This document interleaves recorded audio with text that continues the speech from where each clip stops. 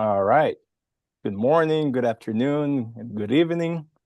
Welcome back, everyone, to the LAPOP Lab workshop on international survey methods. My name is Robert Vidigal, and I'm your host for the series. And thank you all for being here. And today, we welcome Dr. Raphael Nishimura, my fellow countryman and an expert in survey methodology, sample design, and methodological innovation. So Dr. Nishimura has a PhD in survey methodology at the Michigan program in survey methodology and is the director of sampling operations at the Survey Research Center within the Institute for Social Research at the University of Michigan, one of the leading institutions in survey and data collection research. And we're very excited to have him share his insights with us today on an application of graded population sampling in Lebanon. So we look forward to your presentation, and Raphael, please take it away. Great. Well, so thank you, Robert, for the introduction, and also thank you for the invite to talk on this workshop series. I, I've seen I think a couple of them, and they are very always very interesting topics. So I hope that to share some things that we've learned on this project in Lebanon on using this kind of semi-novel sampling methodology. So, as the title suggests, right, we're going to be talking specifically about graded population sampling, something that it graded population data has been around for quite a while, like since late 80s, 90s, not late early 90s, but it was really more recently over the past, I don't know, like say 10 or so years that we've been using this kind of data for sampling purposes. There are a lot of people that have been doing that, especially in low-income countries. But today I'm going to specifically talk about a project that I've been working been collaborating with in Lebanon. And I see here in the audience at least one of my collaborators here. So also, yeah, hi, so feel free to also chime in if I say anything incorrect, because I'm definitely not the person most knowledgeable about the entire project. I've collaborated, as I said, particularly on the sampling and weighting components, but all the field implementation, things like that, people over there are much more knowledgeable on that. So today I'm going to start actually talking a little bit graded population sampling. I don't know how many of you have heard about it, have used it. So I'm going to give a brief introduction of what is graded population sampling. More specifically, what is graded population data? Maybe also not everyone here heard of what is exactly graded population data. Then I'll briefly discuss types of graded population sample designs, right? So it's graded population sample is not a single thing. Like there are different ways you can design a sample and select a sample using this graded population data. So I'll talk a little bit about that. And then I'll turn to the what I've been discussing primarily here in this presentation, an application of this type of sampling approach in the Lebanon study on aging and health, also called El-Saha. I'll talk about the sample design of the project, how we use graded population sampling, and some challenges with its implementation over there. And then I'll wrap up things with a discussion. At any point, feel free to uh, ask questions, put them in the chat. I'll make sure of. I usually tend to talk a lot on this kind of presentations, but I think I have a short enough presentation today that there will be some time at the end for questions and answers. Okay. So, what is exactly graded population sampling? Sometimes also people refers to GIS sampling, right? So as I said, um, this idea of graded population data has been around for quite a while. right? But it really became more prominent over the past 10, 15 years with an increasing use, an increasing actually development of technology such as satellite imagery, GIS, geographic information systems, and also machine learning methods. And we've been using all of those technologies to assist in some sampling frame development and sample selection of geographical areas, but also selection of housing units. Now, the main problem here that this type of approach is trying to tackle is that in several countries, we might not have up-to-date, at least, area frame that we could use in a typical area probability sample, right? And I'll talk a little bit about area probability sample, but for those who are not familiar, right, like area probability samples are used a lot, like in several countries where you don't have a list of households or a population registry, which is most countries in the world, especially in South America, in Latin America in general, in Africa, some countries in Asia, right? You don't have like that sort of like frame that, for example, here in the US, we have through address-based samples, address-based sampling frames, through the USPS DSF file. In several countries in Europe, they have very good population registries that can be used as sampling frames to select samples. But in all these other countries, they might not, they don't have this type of um, database or registry or lists. So we have to use what we call area probability sampling, which is essentially for the typical household survey in those kind of countries, selecting the sample through multi-stage subsequent stages of selection by selecting geographical areas such as counties, like here in the United States, but could also be cities or towns or villages or districts in some countries. Then within selected areas, within the selected units, make a subselection of smaller geographic areas. Tends to be things like enumeration areas or census tracts, census sectors, depending on the name changes, right? Like in different countries. And then within those areas, smaller areas, you can select housing units.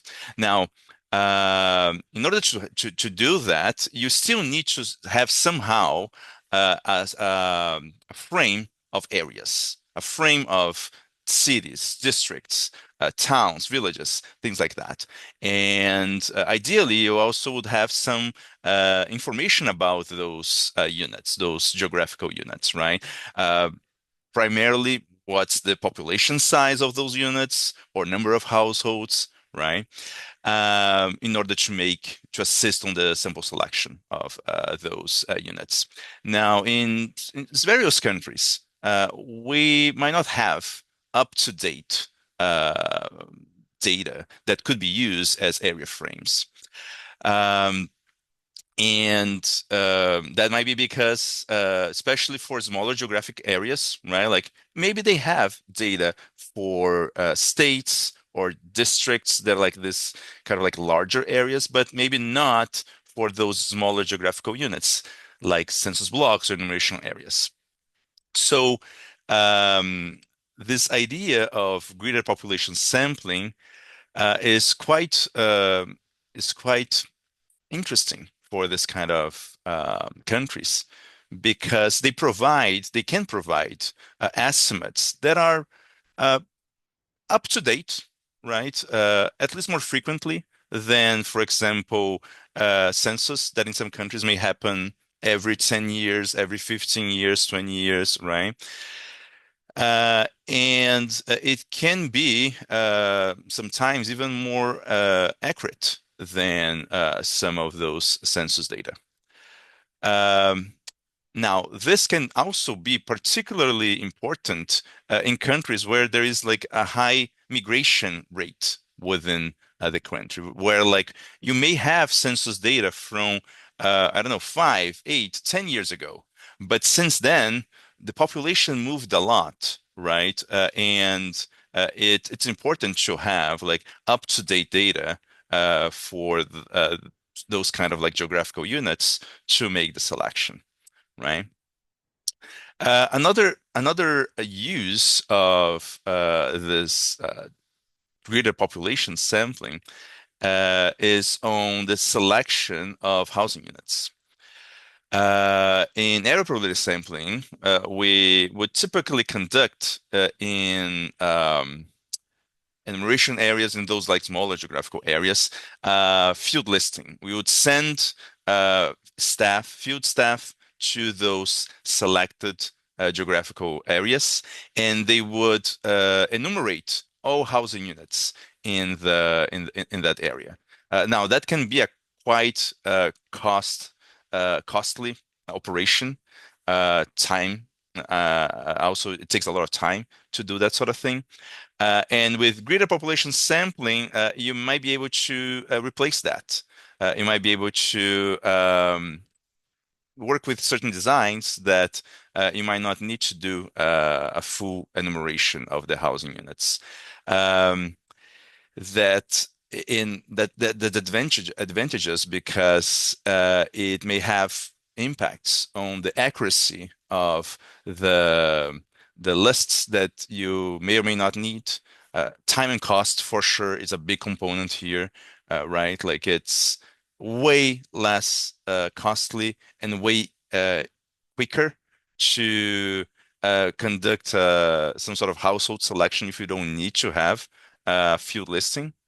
And also there are some security implications, which I will briefly mention on this case here in Lebanon, where some areas might not be um, uh, really secure enough for various reasons to send field staff, multiple times to conduct a listing, enumeration of the housing units, to conduct interviews, etc. Right?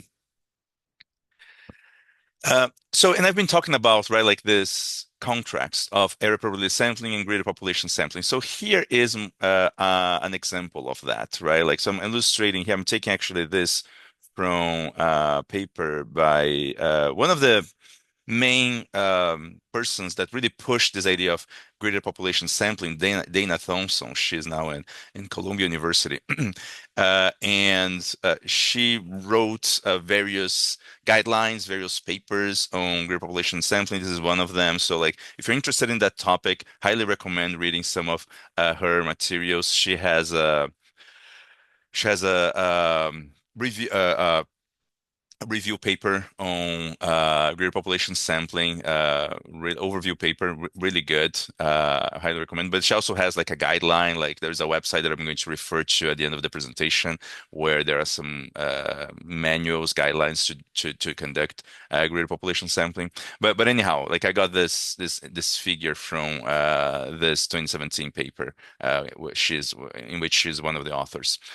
So an area probability sample, right? Like a typical population sample, right? Like you'd have a country, for example, if it's a country-wise survey, you can stratify the country into regions or administrative areas. Like this could be states, districts, governorates. Um, and then within those strata, right? Like you can list potential primary sampling units, what we call PSUs, right?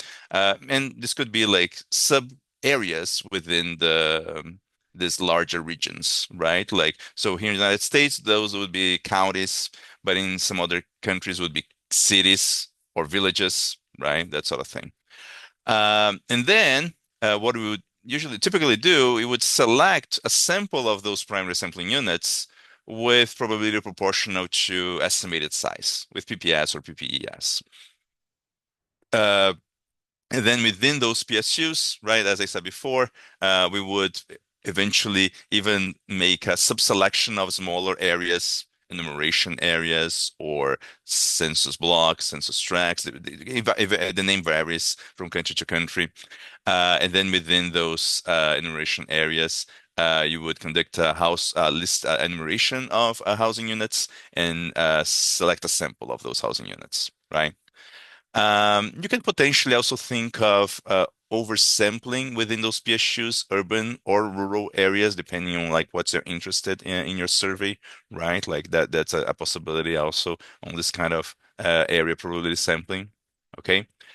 But in order to do that, you need to have, right, like somehow like a structure of like areas, right?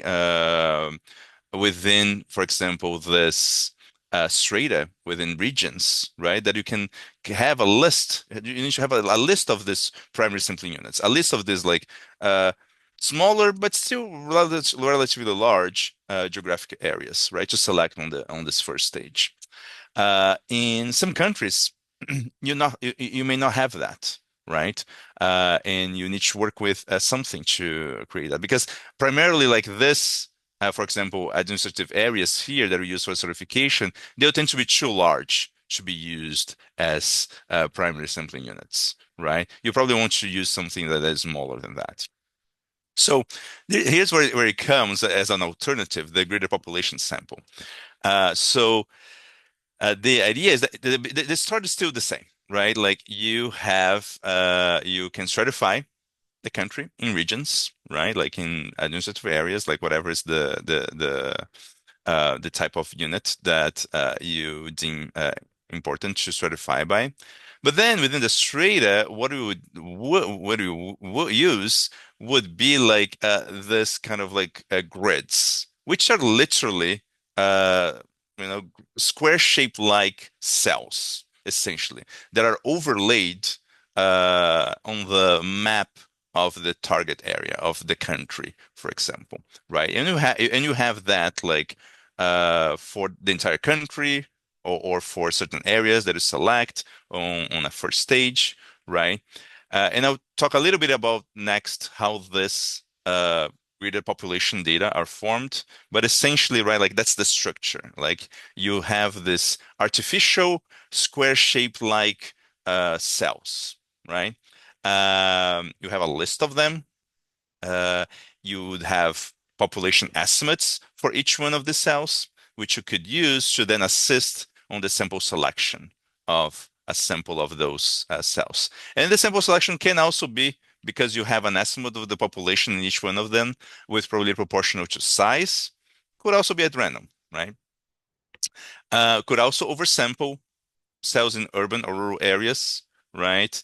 Could oversample cells in certain spaces, certain areas, and there is this option of like growing the PSUs. You start with a sample of those selected cells, but then you can expand those to sometimes meet minimum size that you like to have. Right, like there is like some literature in that area of like expanding the size of this PSUs, kind of like dynamically. So that's what I'm talking about, right? Like greater population sampling in contrast to area sampling. Now, what are these gridded population data, right? So uh, they are essentially what I showed as I showed you on the other on the image, literally uh, grids that you overlay in a map, and for each one of those grids, you have population estimates. These grids are typically georeferenced, and they can be as small as a 30 meter by 30 minute grid. So they're typically squared shaped, right? So like they're always like 30 meter by 30 meter or 100 meter by 100 meter, a kilometer by a kilometer, right? Like that sort of thing. Um, Nowadays, there are actually grids that I think they can be even smaller than 30 meters by 30 meters. And the way they are, and so the main question is like, how are these population estimates obtained? Because like just overlaying this grid like over a map is not like the most is not really the main thing. The main thing of this grid population data is getting estimates for each one of those cells, for each one of those grids. And so how these estimates are typically obtained, right? Like there are two approaches for that. There is a top-down approach and there's a bottom-up approach. So the top-down essentially starts with aggregated data, typically census data or population projections that you have for the entire country or for larger regions of the country. And then those counts, those population estimates or population or census counts are evenly distributed across the grids, um, across the cells, and but like they are counted by things like land area, spatial multiple spatial covariates. I'll talk a little bit about that using some sort of like modeling technique. Nowadays, like mostly like some machine learning kind of methods. So you start with census counts, right? And you pretty much disaggregate those census counts across those cells, um, uh, distributing them, accounting for certain characteristics of the area, right? And I'll mention a little bit about that in a second. Then the bottom-up approach is kind of like the opposite in the sense that you have estimates or population counts on a few areas, on a sample of areas of the country, let's say, either through some microcensus samples or through survey sample, for example, that you have like a total count of population in a few areas, but not the entire country. And then using some like geospatial statistical models, uh, again, with the same sort of like spatial covariates, you estimate what would be the population in areas that were not sampled. So you pretty much like have like, let's say, estimates of a few of the grids, and you use those estimates together with some covariates, spatial covariates, using some modeling or machine learning methods to also estimate what ought to be population counts in areas that were not part of this microcensus or like the survey sample areas. Okay, so to illustrate that, like I have like a couple of images here that I got from different places. This one here is on the left is from this paper award drop in 2018, and this is from the LAPOP organization that I will mention in a second.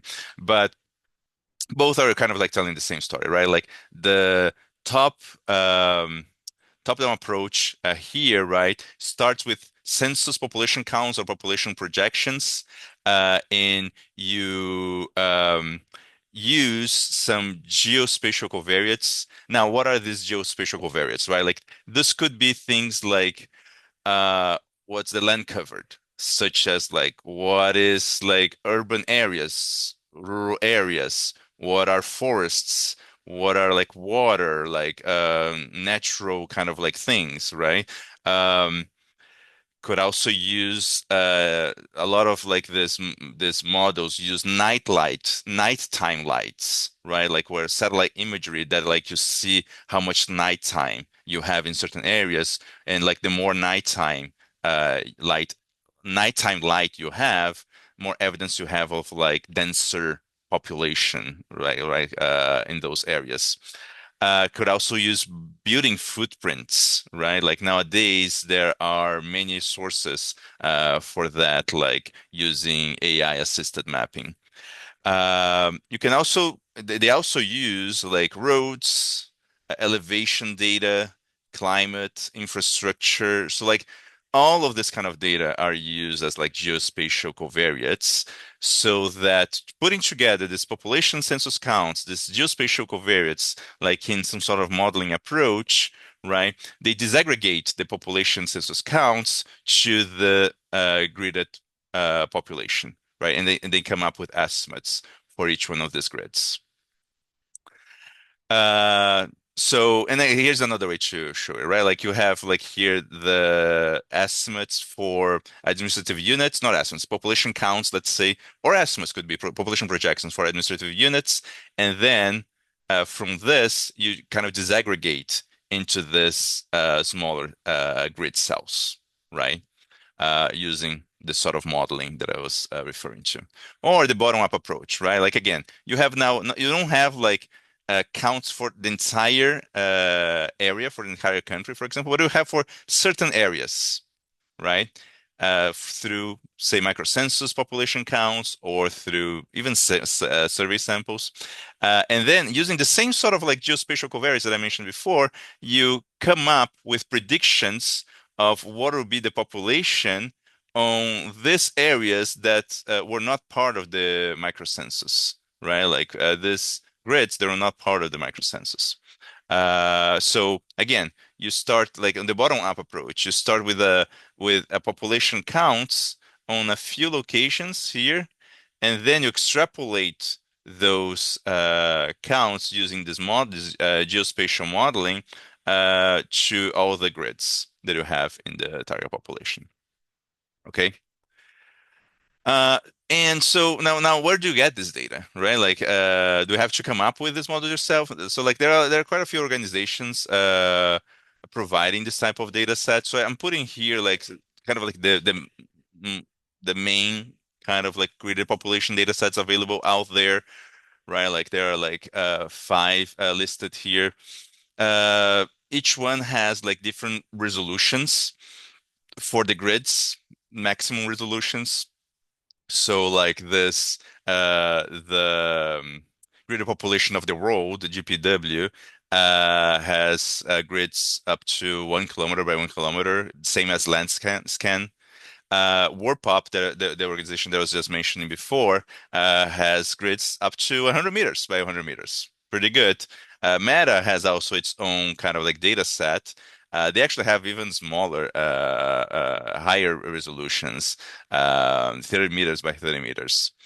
And each one also have their own kind of characteristics, right? Like WordPop use like very fine scale, they're open access and use machine learning. The one from Meta use high resolution satellite imagery and building detection for their the greater population data. So um, there's some variety there of options, but of course that like I think one of the main components that a lot of like users are gonna look for is the resolution of the grids, right? Like it's more useful to have in general higher resolution grids that are like that can be like smaller than like very large grids, right? Like such as the greater population of the world or the land scan that is 1 kilometer by 1 kilometer, right? Like that still can be useful in some applications, but for various applications, they might be too large and you might want to work with something smaller. So now, uh, what are the types of greater population sampling designs that we can use, right? Like, so there are a couple of ways you can work. You can use this greater population data. Uh, I pretty much classify in two kind of general approaches, sampling approaches. A single stage sample approach where you select a sample of grids with stratified random sampling or simple random sampling, right? Like doesn't, I mean, if you have some data that you can use for certification, that's great. Use stratified random sampling. If you don't, just use a simple random sample. But then within within those selected grids, you just take all the housing units to be part of your sample. And that's like a very interesting idea if the grids are small enough that you don't have a very large number of housing units. And that's very appealing as well because you can avoid doing a household listing, right? Essentially, if you take all the housing units from the selected grid and the area, right, the grid is not too large, you can just like pretty much skip the entire step of like doing household housing unit enumeration and just going like to try to conduct interviews, right, to all the housing units in those grids. Um, you could do that also in area probability sampling. It's just that like a lot of enumeration areas are not small enough, such as a cell grid, that would allow you to do that sort of design, right? Like it's not something that you couldn't do with area probability sampling. Or you can go to a multi-stage sample approach where you select grids with probability proportional to estimated size. And that's the nice thing about having those population estimates, right? Because you can use that for PPS selection. And then within the selected grids, there are different approaches that you can use for selection of housing units. You can do standard field listing, so list all the housing units within the selected grid, and then take a sample of those housing units, a probability sample, synchronous sample, systematic sample, whatever you prefer. Uh, you can use other organizations, and that's like a very common, very popular approach, using like some sort of pseudo-random selection, where you have like a random walk. You send interviewers, and they do kind of like a systematic sampling where they start at a certain point in the grid, and then like they select every 10th housing unit, every fifth housing unit. It will depend, right? Um, it has its pros and cons, right? Like it's you don't have to do field listing, right? So it's like much cheaper, much quicker, but also like it's the coverage of the housing units will depend on how well instructed the interviewers are in conducting this selection using this random walk approach, right? So there can be also its own problems. And more recently, some people have been experimenting on using satellite imagery to build essentially a frame of building structures in the grid.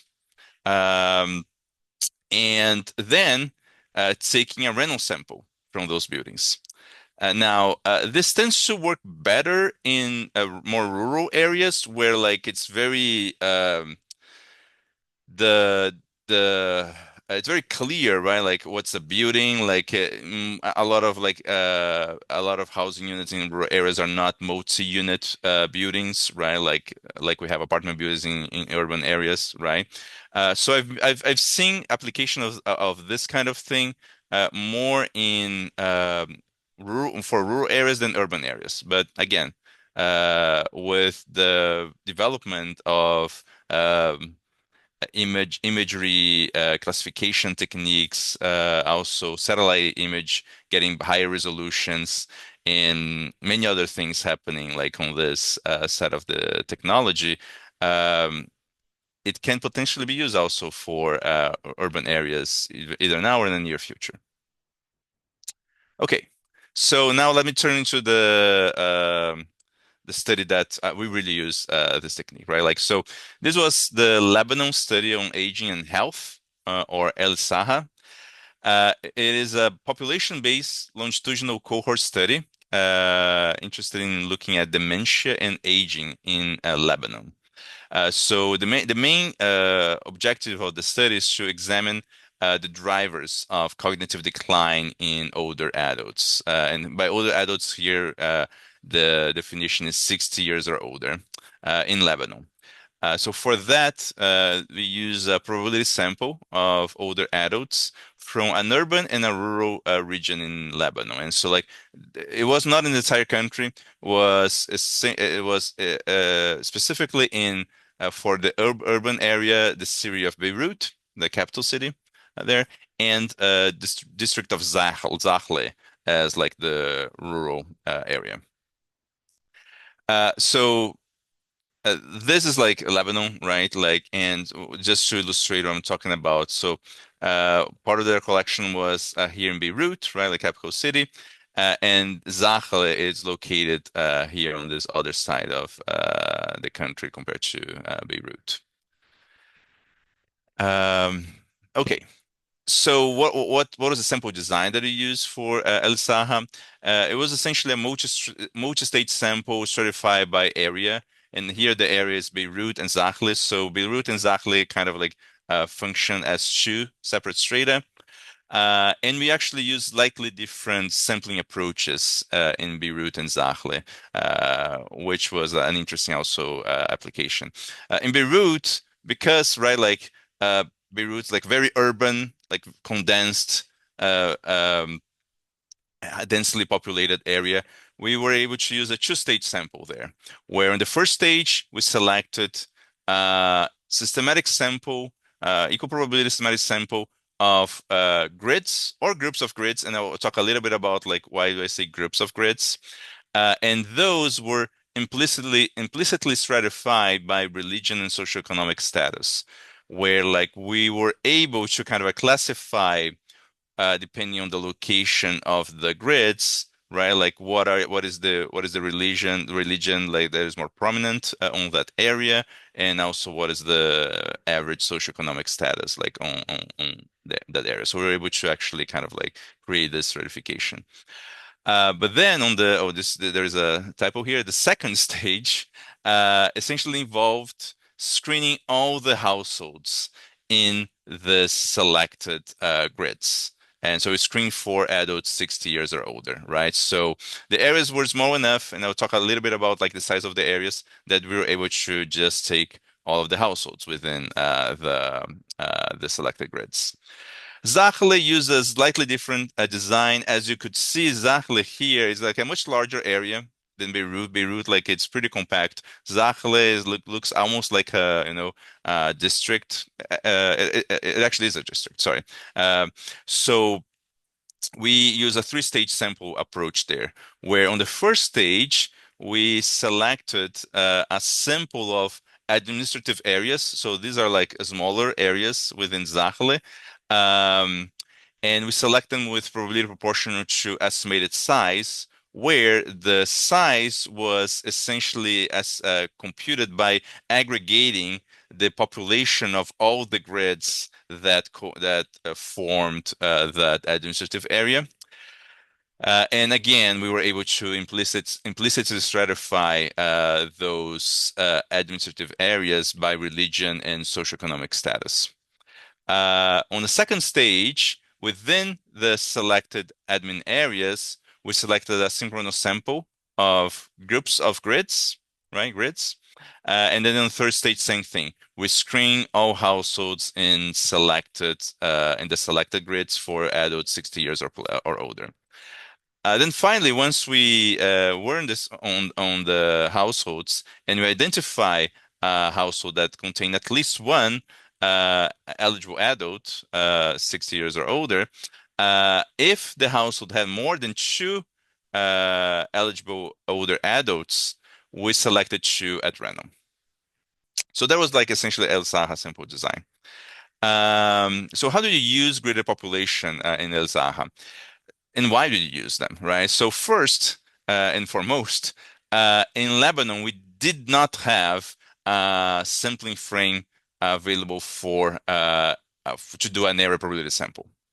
Um, they don't, the smallest kind of administrative area essentially are districts. There are like also cities, like villages, that sort of thing, but like not consistently across the country, across the areas, and definitely not within those cities or counties. Like in Beirut, there is no like enumeration area or there is no census block. And that's primarily because the last and only official census in Lebanon was conducted back in 1932. So they don't really also have any up-to-date census data there, right? So we really didn't have any options almost at all to be able to conduct like the typical area probability sampling there. So we rely on this greater population data to be used as a sampling frame. We use, like, if you remember from that table, the LAPOP data set. And like they have like data sets available for many countries in the world. You can go to their website here, warpop.org. And for this application in particular, we use the population in 2020, but it was country adjusted to match United Nations population district estimates. So the question is like, if Lebanon only had their last census, official census in 1932, how are they getting, right? Like this population counts, and that's like through essentially like United Nation estimates for the country, right?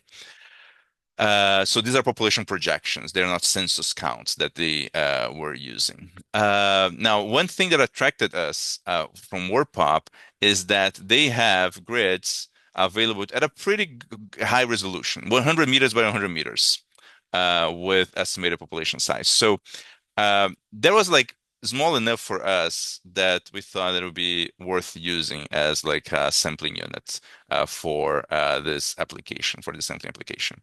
However, in some case, because we have the population estimate, right? Like in some cases, the population in a grid was not large enough that would support our sample size. And the idea is that like we're using those population estimates from these grids so that we could form so we could have like sampling units that has like a certain average an average number of households, an average population size, because that would inform us how many grids we would have to select, right? So knowing that population size was important, so or at least an average population size that was important um help us designing and determining how many grids to select, given that we're planning on selecting all the housing units in those grids. However, as I said, like some of those grids didn't have enough population size to support the sample size that we were looking for. So we essentially group or linked grids to get a target average number of households in cases where the grid contained like a too small population size. And the way we group them was we try not to group them in weird shapes, right? Like we started with a square shape like 100 by 100 grid. So when we grouped, we always group them to maintain a square shape like. So if we're going to if we needed to group, the next smaller unit would be a 200 meter by 200 meter by grouping, right? Like four grids of 100 meters each. If that was still not enough, we then would group uh, essentially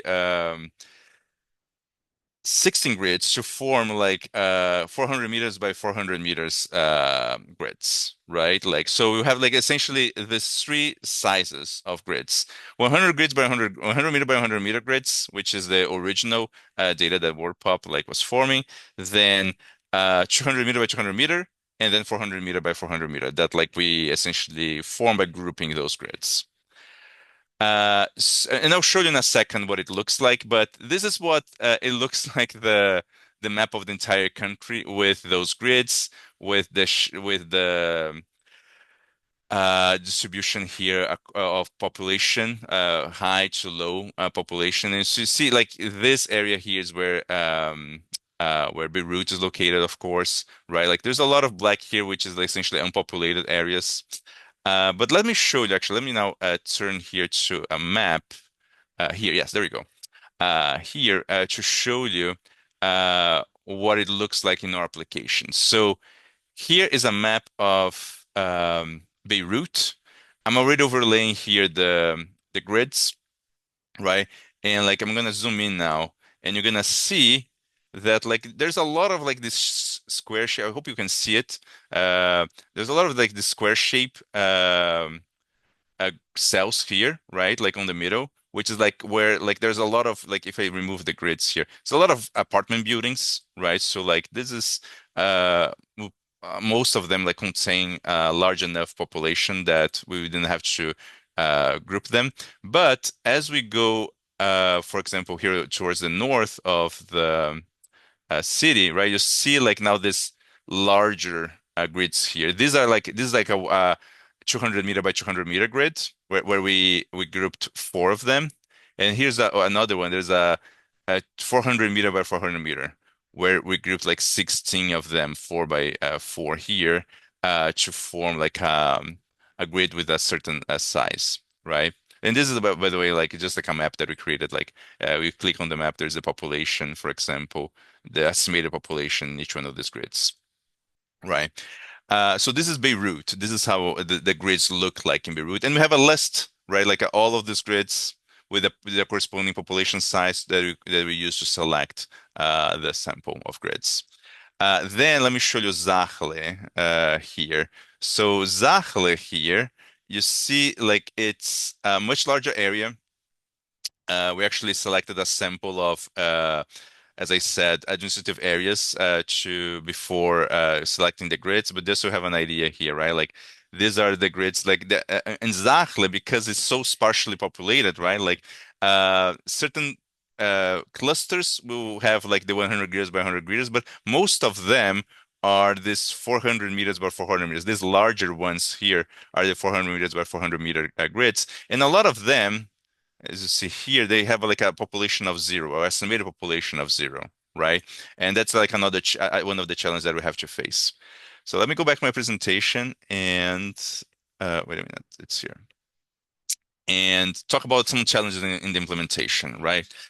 So one of the problems that I faced was that, as you may have noticed, grids do not follow natural or city boundaries like roads or rivers or mountains or anything like that. This is very artificial, imaginary lines or boundaries, right?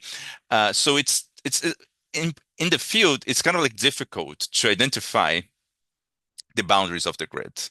So what we have to do is like on the field, like you have to use like some GPS.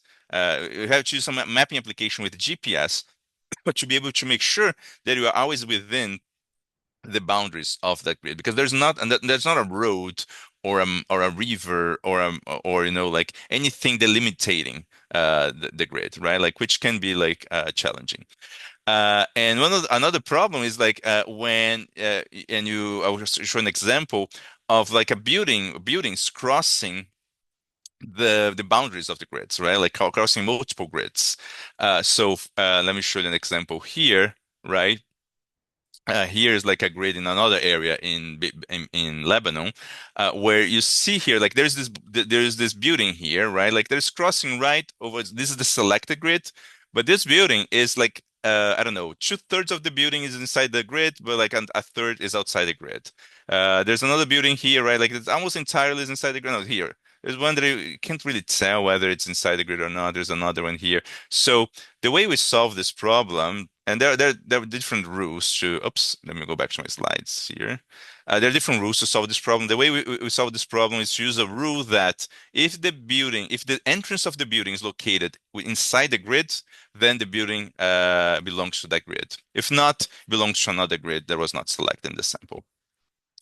Another challenge we have with this implementation is that, as you may imagine, right, these population estimates, they're estimates, and for a lot of cases, they're quite off from what we would actually observe in the field. And the main problem of that was that in a lot of occasions, especially in Zachle, we didn't have enough households to support our target sample size, right? Like we have a projection of what should be the population there, and if we found less people, less houses than we were projecting, than the estimates were suggesting, that wouldn't really would get us to our target sample size. So the way we dealt with that was to select. We had to select during the collection additional grids. And we did that like in a couple of ways, but essentially the way that we mostly work with was to also stratify that area in high and low densely populated and try to oversample the highly populated areas so that we can also guarantee to have enough households to support the target sample size. And then finally, as I was showing before, especially in Zahle as well, a lot of like empty grids or zero population grids. Which I mean, if we send someone an interviewer in the middle of the desert or something, it would be quite like inefficient. They would go there and there's nothing. They wouldn't conduct any interviews. They would just go there to make sure that it's really empty. So we had like some of my collaborators in Lebanon. They would do some visual inspections using satellite images to make sure that like that area really seems like empty, and we would then remove those areas from the frame. We would not like include them to avoid like this sort of like waste of time and resources. So this is just to illustrate like a scatter plot to illustrate like the this this difference between population estimates and the number of occupied housing units that we found in the field, right? So, I mean, there was some correlation, which is good, right, between the world population estimate and the number of occupied housing units, right? But there was a lot of variance there, right? And the main problem was this component, was this component here, right? Where like the number of households was falling below what we would kind of like estimate from World Pop, right? Like, and this would create like the issue of having not enough samples, not enough households to support the target sample size. And this happens, this in Beirut. Exactly was even more problematic. Exactly, the relationship is not even like that much like, I mean, like there is some, there is some like very light, very weak correlation between the two, right? But it's almost like non-existence, non-existent, right? So just to wrap things up, grid population data, quite useful to use as a sampling frame and simple selection for in countries where there's no little or no updated census. As I just mentioned, there are some challenges within the implementations, but you can always like kind of find solutions or alternatives to overcome those.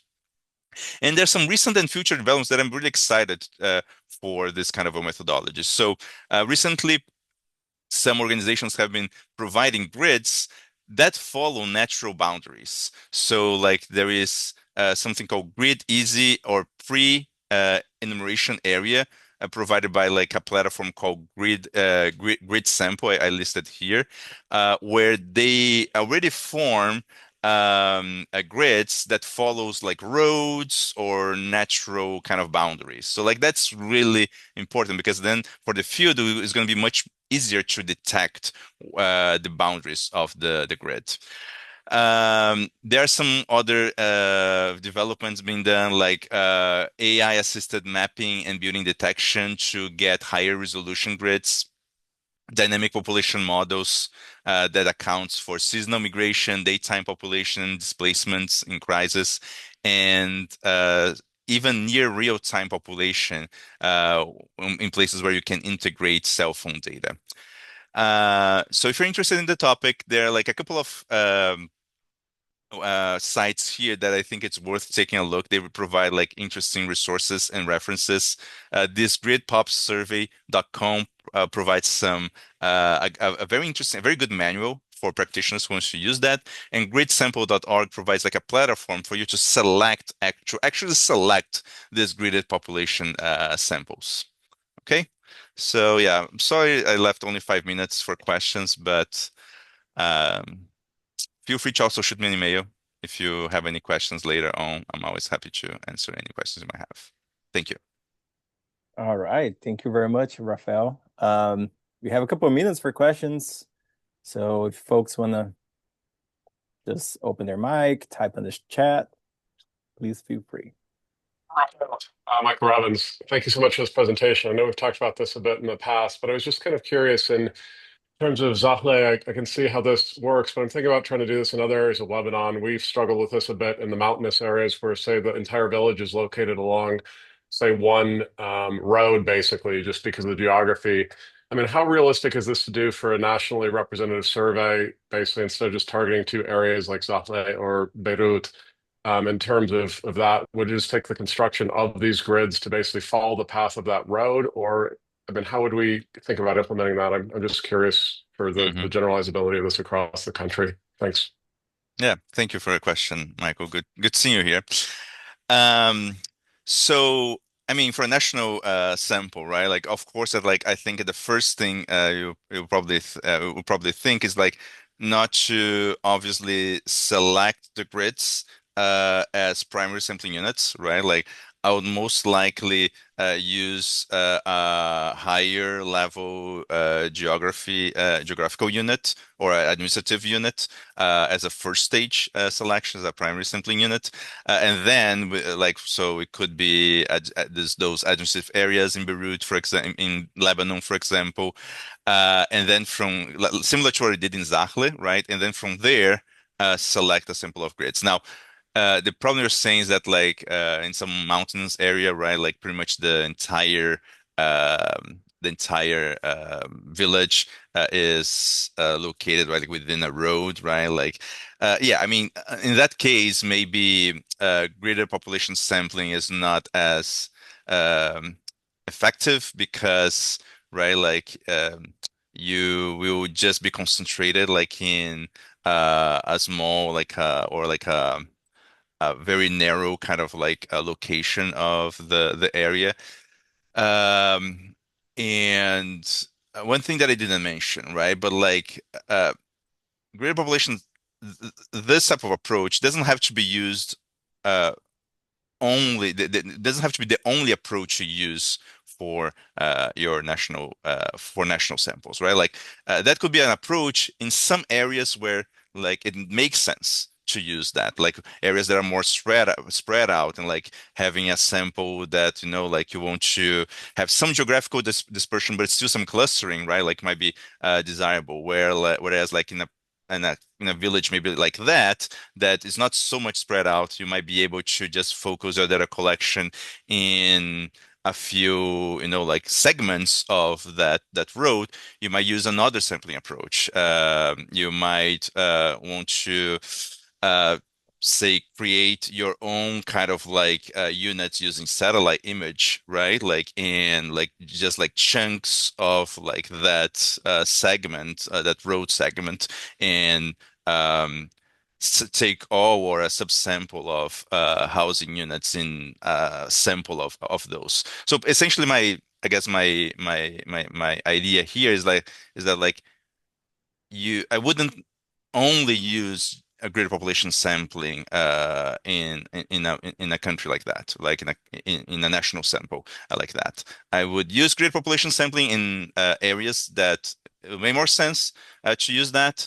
And some other sampling approach in other areas, and could even be an area-related sampling if you have like the kind of type of resources, right? Like probably not in Lebanon, right? Because they don't have like that sort of like geographical units that I would like to use, but you could form like those units using, right? Like as I said, I think nowadays, like with the further development of satellite imagery and like image processing, like we also have the resources to even go deep, like explore other GIS sampling kind of like directions.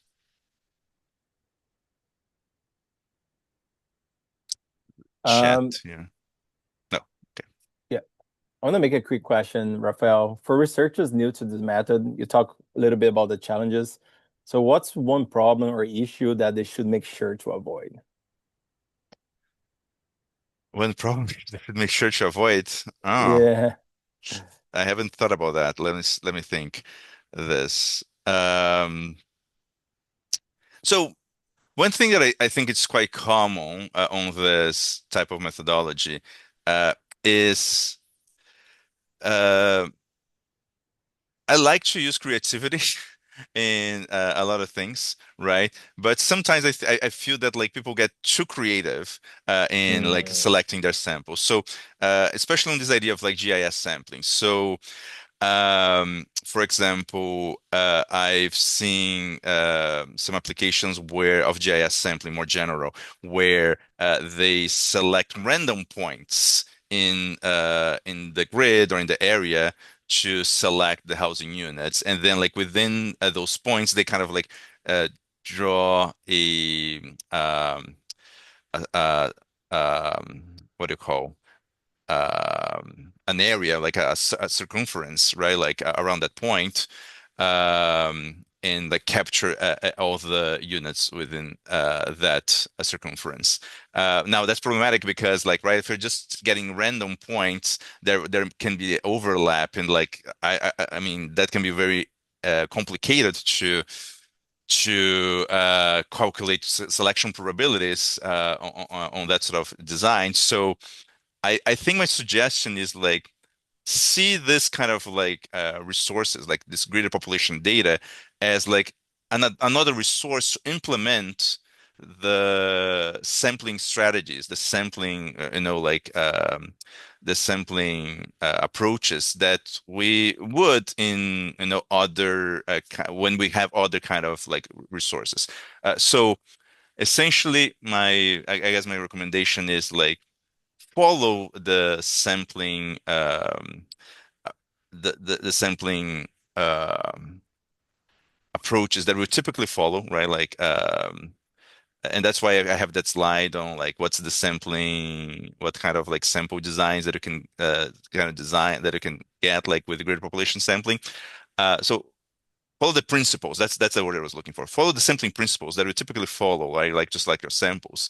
Just think of this greater population data as another way to form your sampling frames, another way to potentially use to select your sample. But again, following your sampling principles. Like when, as I said, right, like sometimes people get too creative and then like computing selection probabilities, things like that can get very very complex, and then people tend to like oversee some problems that can be easily avoided if you follow like sampling principles. Awesome. Yeah. Thank you so much, Raphael, for such compelling presentation. I learned a lot about greater population sampling today. And big thanks to all of you for joining us today and throughout the spring semester WISM workshops. So this marks the end of our spring series. But don't worry, we will be back in the fall with more exciting sessions featuring other leading experts in survey methods. So stay tuned for announcements via our mailing list, our social media accounts, and we will share the details of upcoming speakers and topics for the fall. So look forward to seeing you all again soon. Have a wonderful summer. Bye, everyone.